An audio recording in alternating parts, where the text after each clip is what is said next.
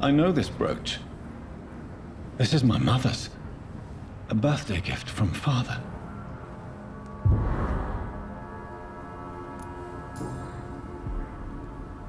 "29 Pretty Orchard Street. That's near Poplar's district. Why would this man carry off my mother's brooch? I must go there.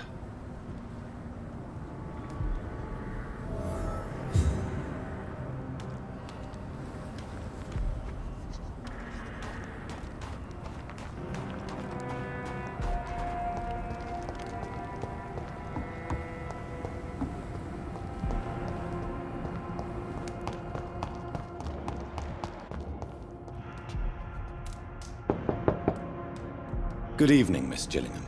May I come in? Of course, of course.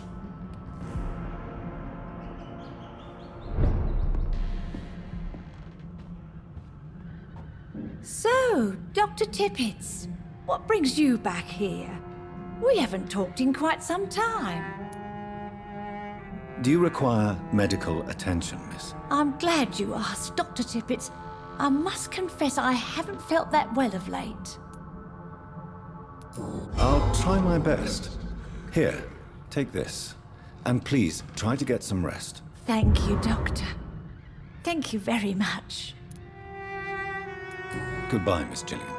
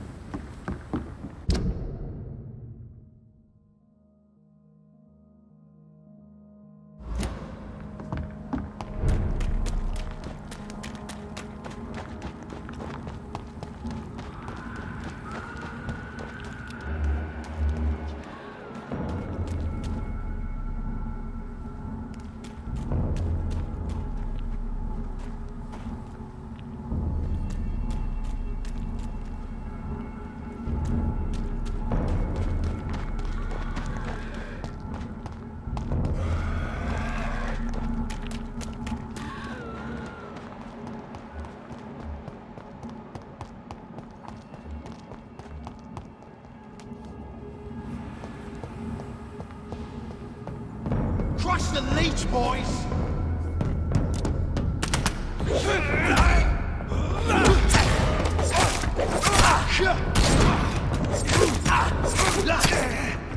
Watch out for them teeth! Hide for this!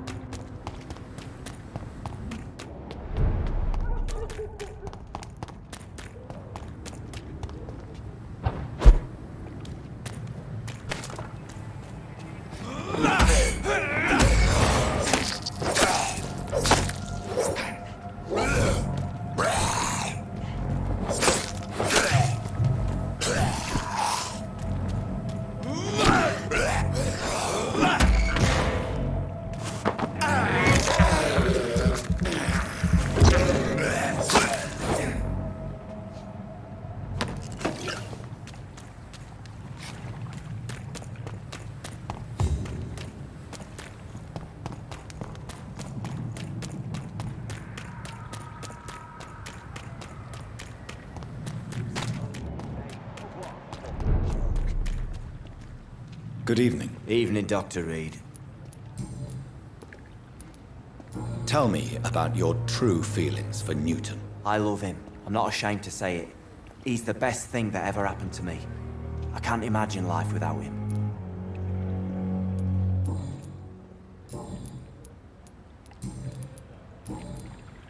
Goodbye. Good evening.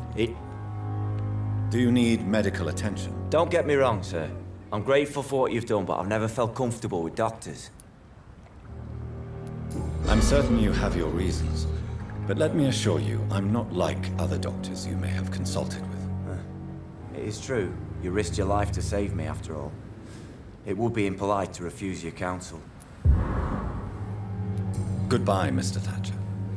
Try to take care of yourself.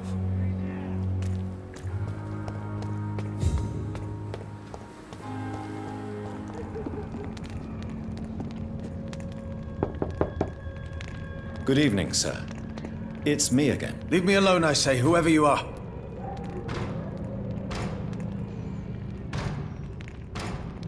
It cannot be safe for a blind man to live here alone. Let me enter, sir. I swear I mean you no harm. Well, a voice never lies, and yours clearly is the voice of a gentleman. All right, Doctor, come on in. What kind of gentleman pays visits to people at this late hour? So what is the name of my nocturnal visitor? I'm Dr. Jonathan Reed. As I already explained to you, I'm inquiring about the epidemic. Dr. Reed? The eminent surgeon? My God, I'd never have expected a brilliant physician like you to knock on my door. You flatter me, sir. No, sir, I am flattered. I read all your work when I still had my sight. I loved it. I'm Mason Swanborough, by the way.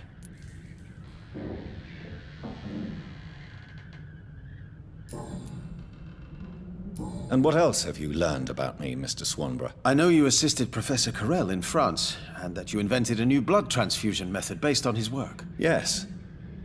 Those were frustrating but exciting days.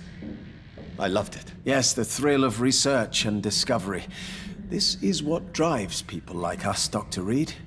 Oh, how I envy you.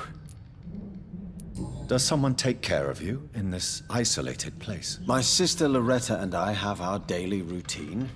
Every morning and evening she comes by so we can talk and eat. Then she leaves and I stay.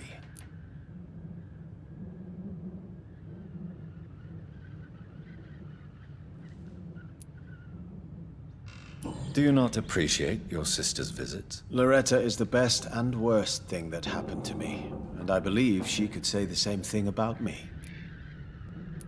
Where does your sister go? Well, let's just say, she earns enough money for us both. What's so amusing about that? I won't hide the truth from you. Loretta sells a fake miracle elixir to the sick people of Whitechapel.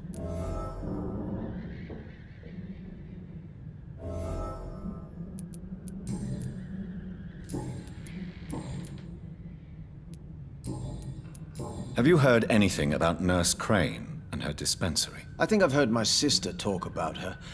I wasn't paying much attention, though. Do you know Braille, Mr. Swanborough? I'm no expert, but I learned it in my spare time, yes. Why? I found a strange document entitled Cure for Blindness. It's written in Braille, so I thought perhaps it was yours. Really? Is that some kind of sick joke? Let me see. Here it is. This letter seems authentic. And it actually refers to an experimental cure for blindness. You have piqued my interest, Dr. Reed. Could it be of any use to you? No. This page is just a part of a larger diary. I'd be glad if you could find the other pages.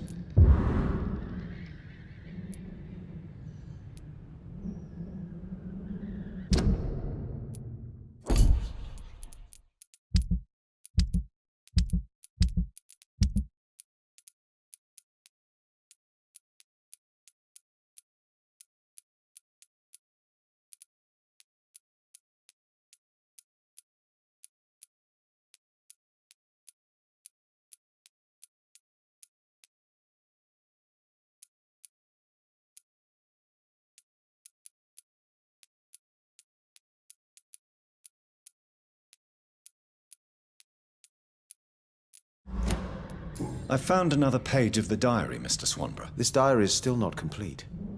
The man who wrote it claims he is a member of some scholarly brotherhood called the St. Paul's Stole. Really? I've heard of them. Very capable scientists. Perhaps the man who wrote this really found a cure. I would need more pages to figure it out, but it's as promising as it is intriguing. Goodbye, Mr. Swanborough. I'll leave you now.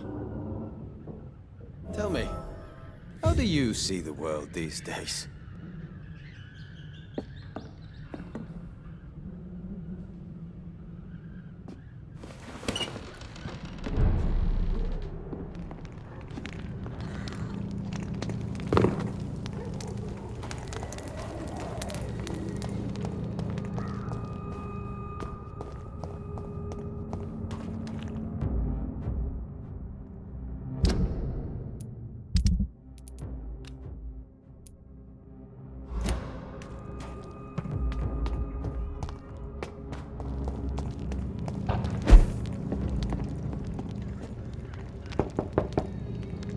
Good evening, Mr. Swanborough. Is it you, Dr. Reed? Please come in. What kind of gentleman pays visits to people at this late hour? What can I do for you, Doctor? You seem unwell, sir. Do you need my assistance? Actually, I feel worse than usual. Can you give me something? Yes. I can give you a little something that has been proven effective. Thank you, Doctor. Goodbye, Mr. Swanborough. I'll leave you now. Tell me, how do you see the world these days?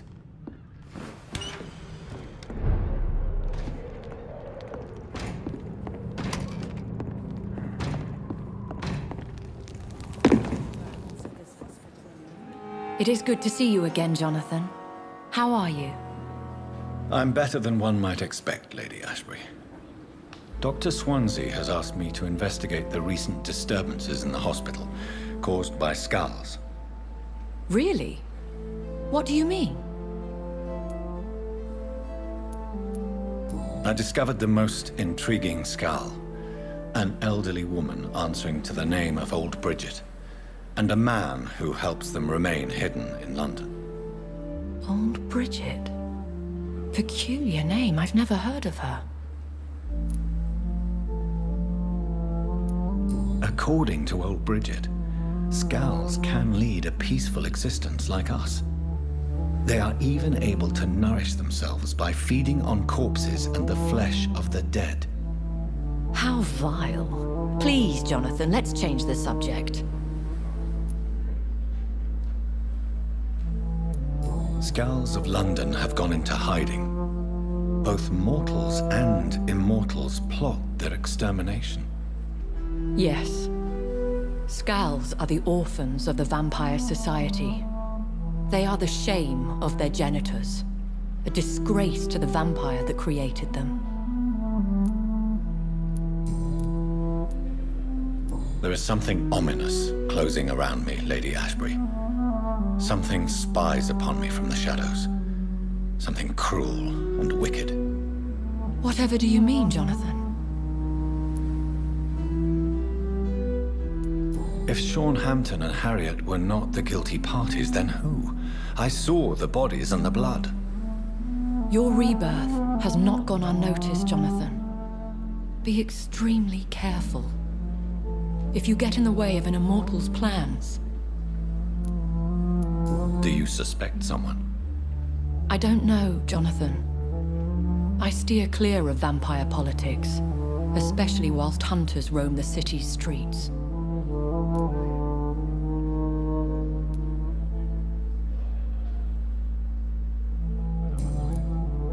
Goodbye for now, my lady.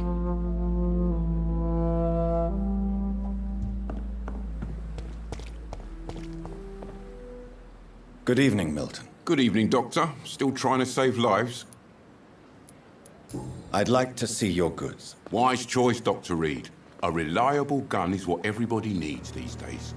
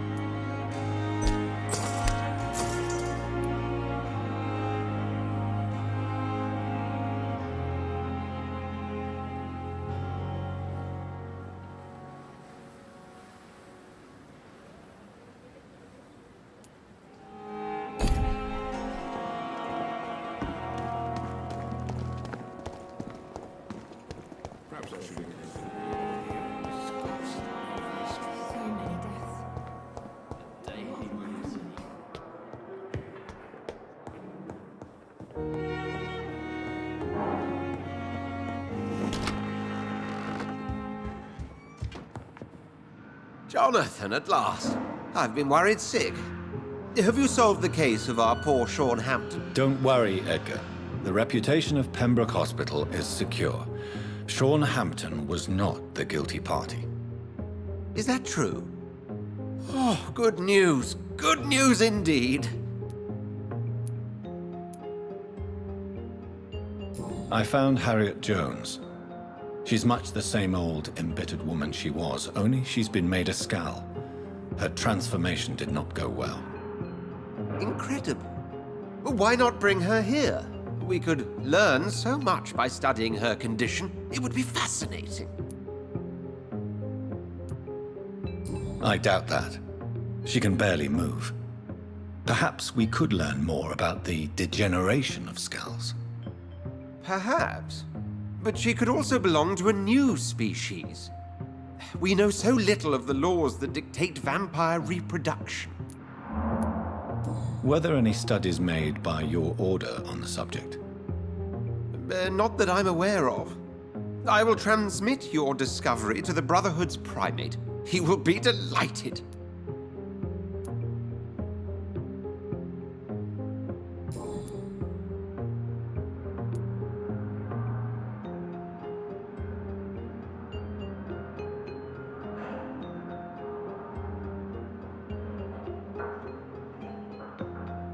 Does the name Old Bridget ring any bells?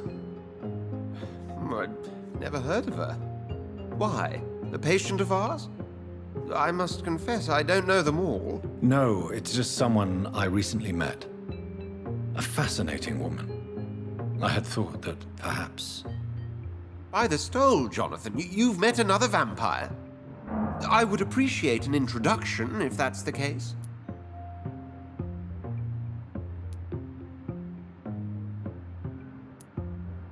What do you know of the Ascalon Club? Not as much as I would like. There have always been rumors about a secret society of vampires operating in the interests of the British Empire, though I've never met a member. I crossed paths with one. A terrifying creature going by the name of Fergal. He was sent by the Ascalon Club to exterminate the Skals of the East End. By the stole, Jonathan. If vampires are eliminating their own progeny, then dark times are upon us. Darker than I've ever witnessed.